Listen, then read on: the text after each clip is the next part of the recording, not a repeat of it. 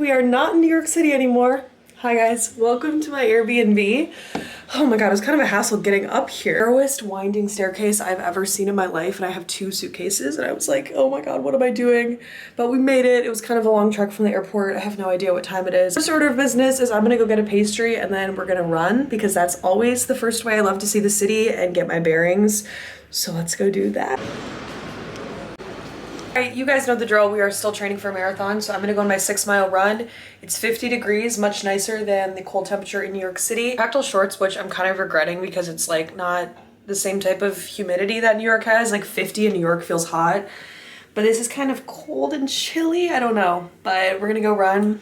I'll talk to you after. Hi YouTube, we finished up our run. It was literally awful. I think my body has not recovered at all from the flight and everything. My Whoop said I got a score of 1%, but that's okay. We're in Paris. So we're gonna go eat, shop, do all the things. I got dressed pretty quickly because I'm quite famished. But yeah, some runs you just gotta get them done. 6 miles of hell, but we are in Paris, so I'm gonna shut the fuck up.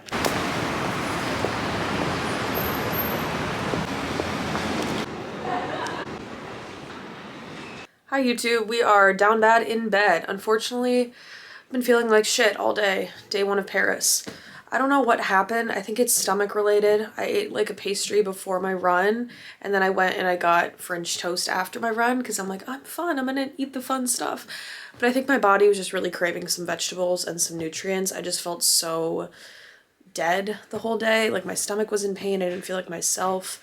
But now I'm starting to wonder if it's more of a grief thing. Like I went into a bunch of cute vintage shops and I just felt like I was dissociating. I was like, what am I doing here? Like what is my life? I don't know. Maybe it was the stomach pain getting to me. Maybe it was grief where I just don't feel real sometimes. But I'm gonna FaceTime my mom, start editing this video, and then tomorrow, hopefully I have a beautiful day ahead of us, taking a rest day from working out tomorrow, and hopefully that fixes some things up. But today was great up until the stomach pain, and then I kind of stopped filming. So we'll catch you tomorrow. Good morning, everyone. It's day 2 and we beat our illness. Yeah. Okay, so here's the outfit for today. We're gonna attempt to go vintage shopping again. I don't know if I mentioned it in this video or maybe it was a TikTok, but grief is weird. I was in a bunch of vintage shops, which is hands down one of my favorite things. If you told like 16-year-old me that like you're gonna go to Paris on your own and like go vintage shopping, that would have been the dream, right? And I got to all these stores and I just kind of sat there and I dissociated. And I think it's a grief thing where it's just been really hard for me to enjoy things, enjoy experiences. I talked about how the marathon was great, but also it just felt like another day. So I'm trying to break my brain down. I don't know how much my brain I can control because grief is something that changes the chemistry of your brain, but we are in Paris. It is day 2, so we're gonna go shopping. I'm not working out today because my body just needs to recover. I slept for like 10 hours. We'll get back on the running grind tomorrow, and then yeah, I'll take you guys along for Paris day 2.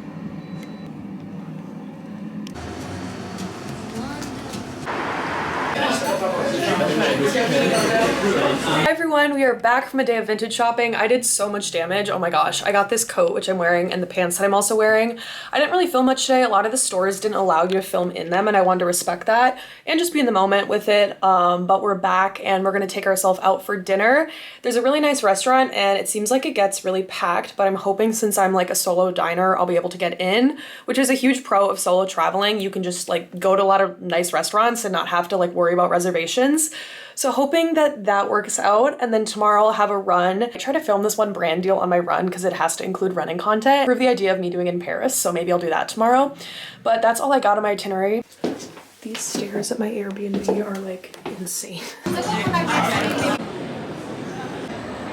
That I'm in Paris and I don't know, I'm financially independent and I'm living this life. I never thought that I would be able to take myself on a solo trip at this age, and like I'm doing it pretty well. I had dinner and I got some really weird stuff, but we're in Paris, so why not eat guinea fowl? But I'm so happy, and tomorrow we're gonna run. I'm just gonna meander.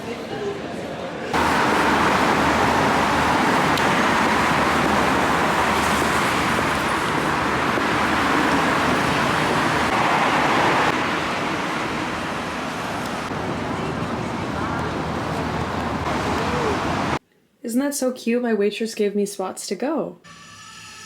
This is how I TikTok in Paris. Inception. Hi everyone. We went and we got pastries and we're gonna go on a 6-mile run. And this one is really good. It's like a rose chocolate pastry. I had to put a leather jacket over my sweatpants because no one wears sweatpants here and I felt like an idiot American. But it's like 50 and it's kind of rainy, drizzly, but honestly perfect running weather. I think I'm gonna run. Actually, I don't know yet. I'll let you know once I do run, but we have 6 miles, some sprints in the middle of it, a little interval stuff, but day 3 in Paris.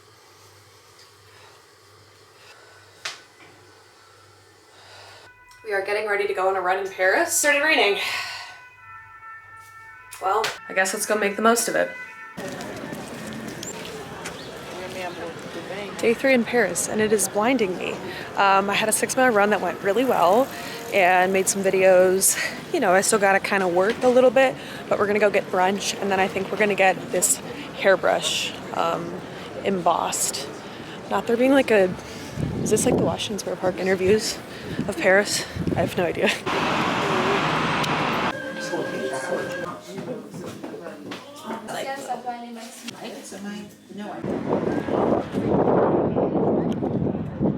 Made it to the Louvre. Gert keeps flopping up when I'm walking, so that's kind of an issue, but I think this is a good, what's it called, thumbnail? Amazing. My hair kind of looks chaotic.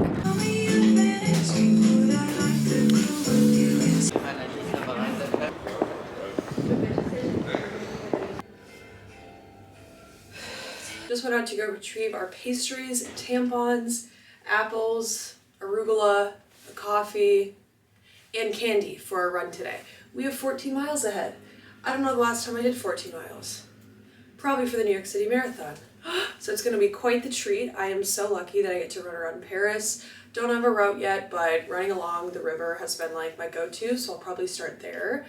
It's actually really cold in Paris today. It's like 30 degrees. It's been 50 every other day. So I'm probably gonna wear either this like pullover that I got vintage or just sweatshirt. But we're gonna eat our pastry. How about I show you because it's so beautiful. So this place called the French Bastards. And I got 2 pastries yesterday, and so stunning chocolate pistachio. And then I got another one because I haven't had, I realize my face isn't in it, because I haven't had an eclair the whole trip. So I got this caramel eclair, and now I'm just dropping everything. Story of my life. Oh, this is probably too phallic for the internet or whatever. Okay. Lovely. Got our route, and we'll go run 14 miles. Now, how's my trip been? It's been great. The first day, I think I just tried to do too much, and that's why I felt sick. I was just run down, and I didn't really plan for a travel day. And then I did actually run, because it was on my schedule for running, but yeah, that beat me up. Now we're fine. I go back to New York on Monday. It's a Saturday, so I feel like 5-ish nights or 6 nights was like the perfect amount to kind of see everything. I think one thing I've learned about traveling is that it's really hard to see everything in a week. Like if you have to do the tourist stuff in a city, or you want to do the tourist stuff, I should say. Like if I wanted to see all the museums and the Eiffel Tower and everything in Paris, it would be really hard to do that. But I'd been here when I was 16 and done that type of stuff, like the museums and the Eiffel Tower. So kind of as the same when I went to Copenhagen, I just kind of stayed in the neighborhood I was in and really got to know it, because now I can intuitively like walk outside and like know which streets I'm on. But that's also maybe a me thing. I'm just like pretty good at directions, which is a skill I'm very happy with.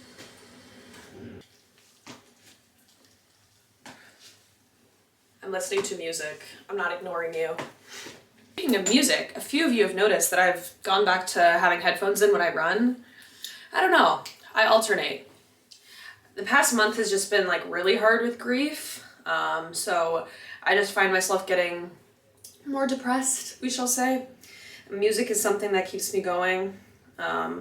Originally when my dad passed, I found music kind of distracting. Like my brain was just not vibing with it, but now we're back. And I've been running well, so I'm gonna let it go.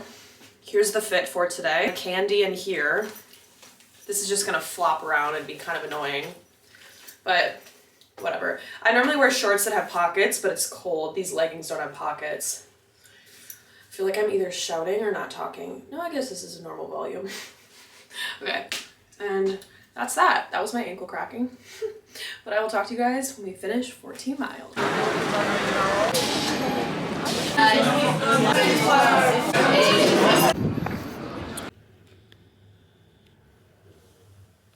Good morning, everyone. It is a Sunday in Paris and we're going to the flea markets. I've been dying to do this. I remember when I was in Paris with my family, this was the one thing that I had on the itinerary for like the whole family of like, no, we have to do this. I dragged them there. It's a little bit north of the city, so it's a little bit of a trek. I think I'm just gonna walk there. It'll take me like 50 minutes and I'll stop and get breakfast along the way.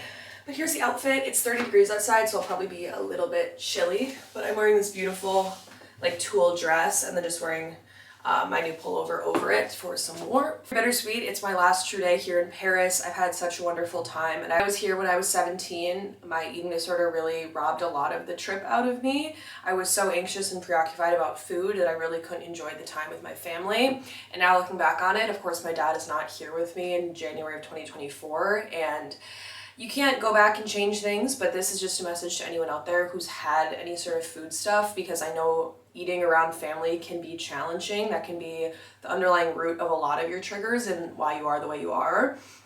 But I just encourage you to think about how short life is, how precious life is. You're only gonna have so much time with family members. That's when I didn't want to eat around my mom or my dad or my family, and now I wish I could eat croissants in front of my dad and feel okay with it. Feeling like I talk about my dad a lot on social media, but obviously it's changed me, and I think people get it, but sometimes I get a hate comment here or there of like, oh my god, why are you talking about that? I don't know. Those people, I don't care about the trolls. So we're gonna go shop. I will talk to you guys later, and then we'll get back here tonight. We'll eat dinner, we'll podcast, do the whole thing. But cheers to Paris. It's a Sunday morning in Paris and no one is outside except for me in my crazy outfit, but we're walking to the flea market. I'm gonna get a pastry. I feel kind of sick, but I don't know. I've just been sleeping a lot. Maybe I'm drowsy.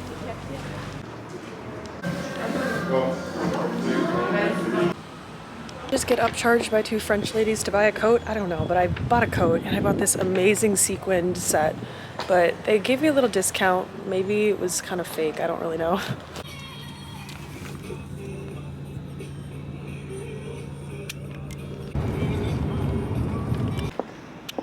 Listening to National Anthem by Lana. The museum, I've decided I was gonna eat, but I'm just gonna eat after. I had 2 pastries this morning. My new diet is just pastries. Just kidding, we don't diet here. But yeah, it's a beautiful day. I'm a little bit chilly, but I found some amazing vintage things. And I also saw Natalie Portman, what the fuck, like at the flea market. Random.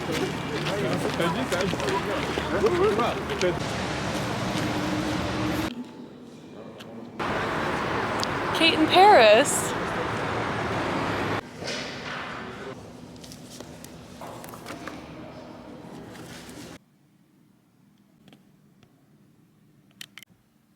Good morning, everyone. We are clearly back in New York City from Paris. I had such a fun time, and the focus of this video is definitely just going to be on my Paris trip, but I did read a book when I was there. I wanted to share what book I read, even though it's like not that significant in the grand scheme of this whole video. The book that I read for this week is called Discovering the Inner Mother. Now, this talks about mother-daughter relationships, and it talks about the patriarchy. So I picked up this book because I was really inspired to think about how my mom has shaped me in a positive angle. Like, I really admire my mom. I respect my mom. I love my mom. We are very close and I'm very lucky to have that relationship with her. But how your mom raises you and how she is definitely does play a role in how I am. And so I wanted to sort of piece some things together. I definitely read this book because I wanted to have more language and vocabulary to understand how my mom's experiences have shaped me. I will say this is probably the first book that I didn't really resonate with. She has a very rocky experience with her mom, and so she kind of isolates herself and distances herself from her family. So she talks a lot about that. She talks about the process of that guilt. She offers advice on how to sort of leave these toxic relationships, especially when it's your mom. It feels really difficult to do versus like a partner or something like that, because it's your fucking mom. Like, she birthed you, you know? I found the book good because it gave a lot of framework, as I said, about what things our mom experienced and how that trauma sort of informs us. But the book didn't really resonate with me because, once again, I'm lucky that I have a very good relationship with my mom. It definitely gave me a lot of perspective to think of like, how do my mom's struggles with X, Y, and Z impact my struggles with X, Y, and Z? And it has a lot of journaling exercises you can do about these like cycles of dysfunction that might come from your mom's experiences. It talks about trauma and how to break down intergenerational trauma and like what is passed down from women to women. I found the analysis to be like, okay. I found the book to be very repetitive. I felt like every chapter I was reading the exact same piece, and I was like, okay, I get it. Like, if your mom is wounded, it's gonna pass down to you. The patriarchy hurts your mom, it's gonna hurt you. I don't feel like I learned kind of like new concepts throughout the book, if that makes sense. Maybe I'm not like the perfect person to read this book because I haven't experienced this like trauma with my mom. Obviously, my mom and my relationship is not perfect. I'm not painting it out to be that, but I don't have any like deep wounds with my mom. The author has a very different experience than I do, where like I want to get really closer to my mom and cherish these moments with her after my dad has passed. The author has a very toxic relationship with her mom and distances herself from her mom from like a safety perspective as she gets older and older. I've read a few other books about the inner child, and so if you don't know what it is, it's basically this idea that you should be healing things that your inner child didn't get. So it has a lot of journaling exercises you can do about how to connect with yourself and how to talk to yourself and how to really give yourself the things that you wish you had when you were younger. This concept of mothering yourself comes up throughout the book. What you didn't receive from your mother, you can mother yourself. So it's definitely some interesting food for thought. Didn't exactly resonate with my experience, but that's okay. My life, it is a Tuesday in New York City. I have 6 miles ahead. I got back last night and I just unpacked and sort of winded down. I slept for like the entire flight, so getting to sleep was kind of challenging, and I woke up at 4 a.m. today because of the time difference, because it's like 7 hours or 6 hours ahead. So we're gonna try to get through this week. I have the book for the next video. Thank you guys so much for all the kind comments about me going to Paris. I'm sure you've seen most of it on my like Instagram and TikTok, but I did film some different angles in this video, so I hope you guys enjoyed it. I don't have any traveling plan in the future. The only things that I have on my calendar are going to Arizona in February with Hoka to train for Big Sur with a bunch of other runners, which I'm very excited about. And then of course running the Big Sur Marathon, which will be at the end of April. I'll be out in California doing that. So that's all I have on my schedule. My mom might come to visit me upcoming months, which should be really exciting, but I kind of want to get my feet planted in New York again and start kicking off the year in terms of like work and social media content. So I feel good. I'm really happy I went on this trip to Paris. I feel like it cleared a lot for me. It cleansed a lot of like the wounds that I feel like I had in 2023, just like toxic relationships and just how I viewed myself negatively and like negative comments on the internet. There's a lot that was stuck in my head, and I feel like I finally just released a lot of that on my trip. I was like, I don't care what like anonymous trolls on Reddit think of me. I don't really care what this random person that actually doesn't know me perceives me on the internet. I've had to work a lot with wrestling with misperceptions of me because I really don't like when I'm misunderstood. As an internet person, you're going to be misunderstood every single day. People are going to scroll in your video and like make assumptions about you and they don't know anything about you. I think I've had to come to terms with also just getting feedback on myself 24/7 is something I have to get better at, and create more boundaries with how I interact with social media are definitely some goals that I have for 2024. And so being in Paris was really nice, like being ahead of the time in New York. I had a lot of time where I could just not get any sort of like messages, DMs, emails and stuff. And I think I could actually create that separation between like being on my phone and not on my phone. I don't know if this is interesting to you guys. If you're considering being a content creator, your brain will start to rot because you're always on this thing, and I'm very hyper aware of it. But it's hard to get off it because I feel like I have to be inundated with what's new, what's trendy, what TikTok audio I have to use, and always posting and always responding to DMs. And now I'm sort of seeing it as a business that I need to just like set time when I answer DMs. I need to set time when I edit content and not just do it kind of like 24 hours throughout the day. So cheers to my mental health in 2024. We're gonna prioritize that. But I'm gonna go on my run. I hope you guys enjoyed this video. Once again, I don't have any future travel plans, so I hope you enjoyed this little Paris video. Thank you so much for watching, and I will see you in the next video. Bye.